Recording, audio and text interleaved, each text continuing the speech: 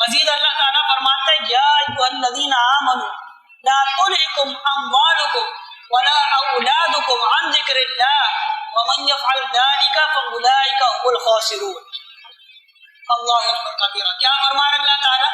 یا ایھا الذین آمنوا، اے ایمان والو۔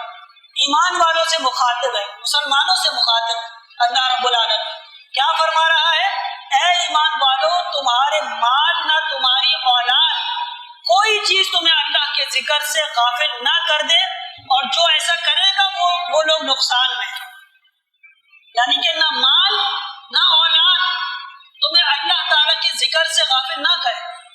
اگر یہ کرتے ہیں، اگر جو لوگ اس بنا پر اللہ کے ذکر سے غافل ہو جاتے ہیں، اپنے مال کی بنا پر، اپنی اولاد کی بنا پر، تو پھر ان قریب وہ نقصان میں ہے، خسارے میں ہے۔ اور اللہ تعالیٰ یہ فرما رہا ہے، جبکہ ہمارا حال کیا ہے؟ ہم تو تھوڑے سے مال کے لیے اپنی نماز کو قربان کر دیتے ہیں۔ اگر دکان وغیرہ پر رش ہو گیا گاہکوں کا اور نماز کا وقت بھی جا رہا ہے، ہمیں نماز کی فکر نہیں ہے بلکہ ان گاہکوں کی فکر ہے۔ جبکہ روزی سے متعلق اللہ تعالیٰ کیا فرما رہا ہے؟ فرماتا ہے وَأْمُرْ أَهْلَكَ بِالصَّلَاةِ وَاصْطَبِرْ عَلَيْهَا لَا نَسْأَلُكَ رِزْقًا نَحْنُ نَرْزُقُكَ۔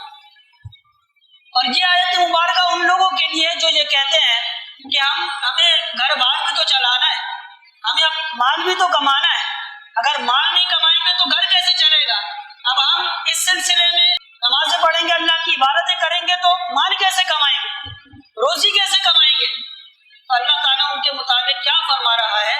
وَأْمُرْ أَهْلَكَ بِالصَّلَاةِ وَاصْطَبِرْ عَلَيْهَا۔ نہ صرف خود پڑھو نماز بلکہ حکم دو، تو کس کو حکم دو؟ اپنے اہل کو حکم دو۔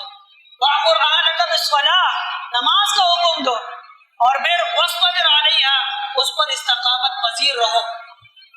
اور پھر فرمایا لا نسألک رزقا، ہم تو تم سے روزی نہیں مانگتے، تم سے رزق نہیں مانگتے، نحن نرزق، بلکہ ہم نے تو تم سے وعدہ کیا ہے رزق دینے کا۔ رزق دینے کا وعدہ تو اللہ تعالیٰ نے دیا ہے، تمہیں کیوں فکر ہے رزق کی؟ جبکہ ہمارا حال کیا ہے؟ ہم رزق کی خاطر اپنی نمازوں کو اللہ کے ذکر سے غافل ہو جاتے ہیں۔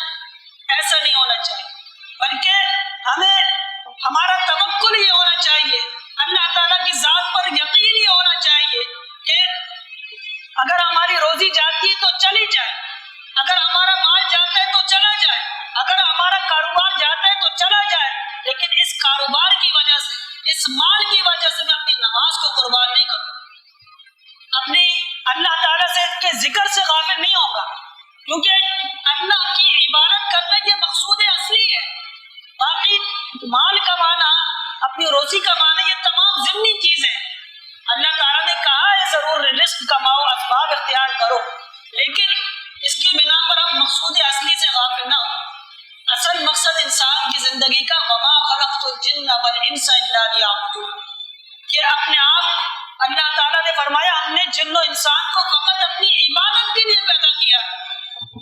تو اصل انسان کی زندگی کا مقصد اللہ کی عبادت کرنا ہے، مال کمانا نہیں ہے، بلکہ اگر مال کمائے تو اس نیت سے کمائے کہ میں مال کماؤں گا تو میں ذہنی سکون میں رہوں گا، اور ذہنی سکون میں رہوں گا تو اللہ تعالیٰ کی عبادت یکسوئی کے ساتھ کروں، یہ مقصد ہونا چاہیے۔